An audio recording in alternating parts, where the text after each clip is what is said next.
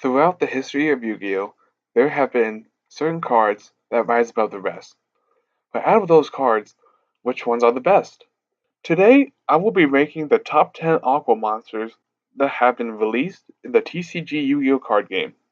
In the number 10 spot is Great Dragon. Coming out in the Dimension of Chaos, Great Dragon has the ability to pop the number of cards to the number of Aqua monsters used to special summon this monster.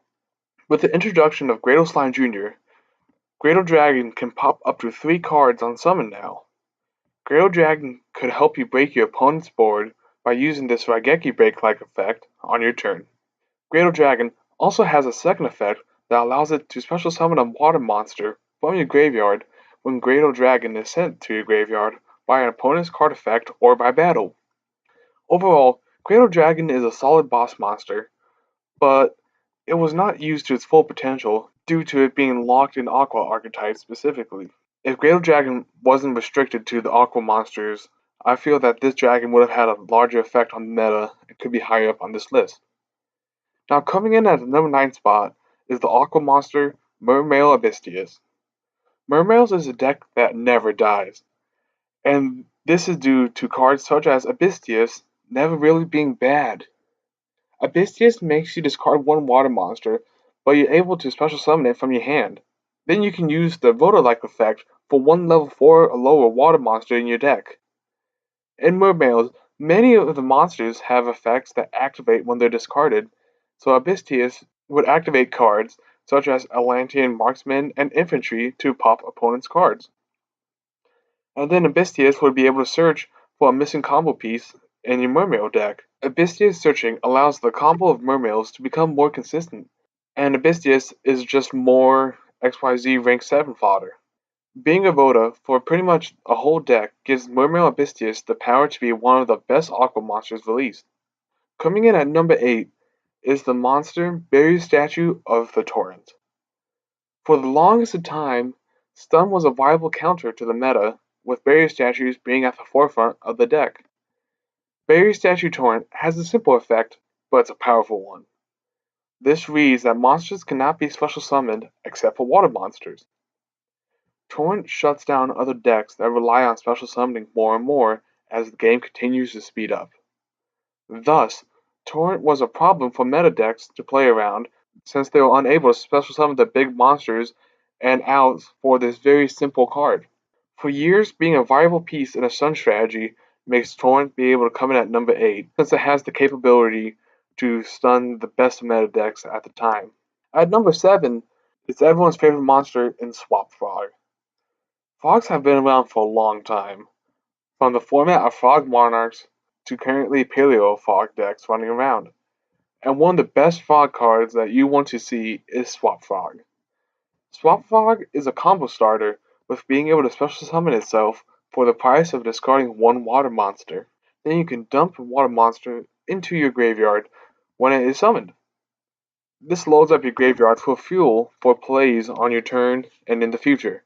In Monarch's format, it allows more tribute fodder to be on your field, and currently in this format and previous formats, it sets up plays for one of the strongest XYZ monsters in the game with Totally Awesome. Swap Frog is always wanted to be seen since it extends plays and starts combos that would be impossible to make otherwise. Setting up boards of Totally Awesome makes it hard for any deck to play around, so Swap Frog's ability to make those boards makes it number 7 overall. At number 6 is Yugioh Gus Kraken. If you were playing this card when it was at 3, you remember all the hand loops Gus Kraken produced. First, let's read Gus Kraken's effect. It is, when this card is ritual summoned, look up to 2 random cards in your opponent's hand, and shuffle 1 into the deck. This card had the potential to single-handedly rip half of your opponent's hand as you made your turn 1 board. In the game of Yu-Gi-Oh, a starting hand with 3 instead of 6 is a stark difference, especially if you're running a combo deck such as Mermails, like I said before. Your opponent's ability to come back is greatly lowered, and any kind of hand looping is not beneficial for the health of the game of Yu-Gi-Oh! Thus, Gus Kraken's ability to whip your opponent's hand makes it one of the most powerful Aqua monsters released. Cards that have the ability to rip cards from your opponent's hands will always be powerful, Thus, Gus Kraken has to stay at number 1, since handlers will always only continue to get better as the game goes on and the game becomes faster. At number 5 is the Aqua monster, Olevia the Sea Dragon. Now, Olevia is a generic rank 3 that lets you special summon one level 4 lower monster that is banished. Before Olevia entered the game, when a card was banished, it was very hard in getting that monster back in play. It was pretty much, if it's banished, you're not going to be seeing it anymore. It's gone. You could use cards like Barrier from a different dimension. Nothing was too consistent in getting those monsters back. Thus, on release, Olevia provided a generic way in level 3 decks to recur monsters that were banished. This changed the game and how it was played, with being able to special summon more monsters and swarm the board. You were also able to fetch monsters that were banished like you couldn't before. Olevia became an instant staple in any rank 3 deck due to being able to fetch monsters your opponent banished or ones you banished to continue to extend plays. Now, being able to change the way we look at the banish zone and be the first true card that was generic and be able to fetch those monsters makes Olevia come in at number 5.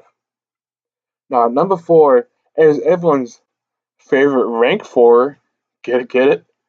Number 101, Silent Honor Ark.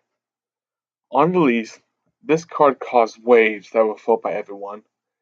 There really wasn't a generic way to remove big, powerful boss monsters, and in 2014 and onward, decks were focusing on using many big boss monsters. Thus, the introduction of Silent Honor Ark was a beneficial one to everyone. Silent Honor Ark was able to be splashed in all rank 4 decks, and it was used as spot removal for large boss monsters that were hard to get rid of. All Honor Ark had to do was detach 2 XYZ materials and then target one special summon monster in attack position on your opponent's field, then attach that monster to Silent Honor Ark as a material. Opponents feared losing the big boss monsters, so duelists would start to actually leave the monsters in some defense so it could not be sucked up by 101. This monster was used in extra decks for years after the initial release due to how powerful 101 was. Coming in at number 3 is Gamsil, the Sea Turtle Kaiju. One of the newer cards on the list, Gamsil has exploded in popularity due to the simple tributing effect to get rid of opponent's monsters. Gamsil is able to be special summoned to your opponent's field by tributing one of their monsters. While at first, when this card was released, not everyone was using this card, but as time passed, everyone found out how powerful the tributing effect was. Being able to use this monster that had spot removal for problematic cards were huge. Not targeting or depending on battle position like Honor Ark meant Gamsel had the potential to be able to tribute any monster on your opponent's field, which hasn't been seen before. Big boss monsters or archetypes that had built-in protection from targeting or destruction could now be dealt by tributing with this kaiju. Gamsil was originally used to deal with problem boss monsters such as Cosmo Dark Destroyer, which was a trouble since it was unable to be targeted, and recently it was used to get rid of problem boss monsters such as Masterpiece.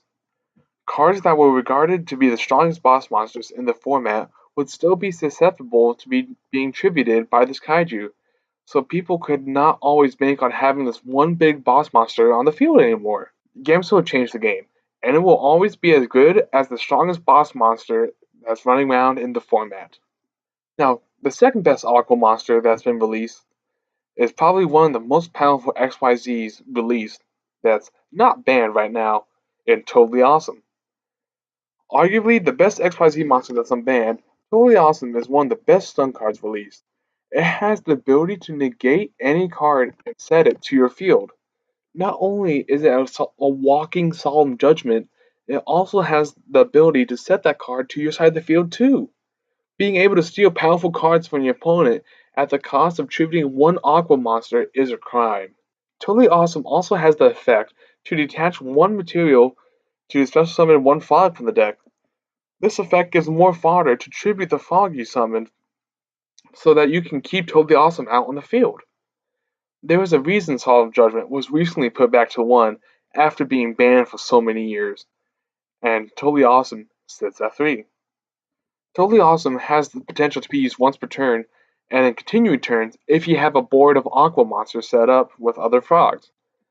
Due to how hard it is breaking this Toad board can be, this truly comes in as one of the most powerful XYZ cards released. Thus, it holds up to the number 2 spot of the powerful boards it can create. Finally, at number 1 is everyone's favorite degenerate card, Substitute. Everyone that played in previous formats know just how bad Frog FTK was. Substitute was at the heart of it, let's be honest. Substitute would continue to tribute frogs to special summon them to the field, so that Rodent Totem can be used to burn your opponent. Putting so many frogs in your graveyard with a mass driver on the field will make it all but certain that your opponent will be getting FTK'd this turn. Substitute was the backbone on one of the most consistent FTK decks that Konami has ever seen in the game of Yu-Gi-Oh! This card had to be banned just to stop the FTK from topping event after event. No one enjoys an FTK, so when a consistent one finally came out, Konami had to ban the heart of the deck, which, let's be honest, was Substitute. Substitute will probably be on the banned section for quite some time of the banned and limited list. Due to the degeneracy this card produced in the formats it was legal, I would say it is the most powerful Aqua monster that Konami has released to date. Now, this is just my opinion. I'm sure you have yours, but I thought it'd be an interesting spin, not talking about top 10 fire monsters, but it's talking about the different types of monsters, such as Cyverse, Aqua, Pyro, and so I'll be interested to hear if any of you have opinions out there. And remember, I hope you have a great day today.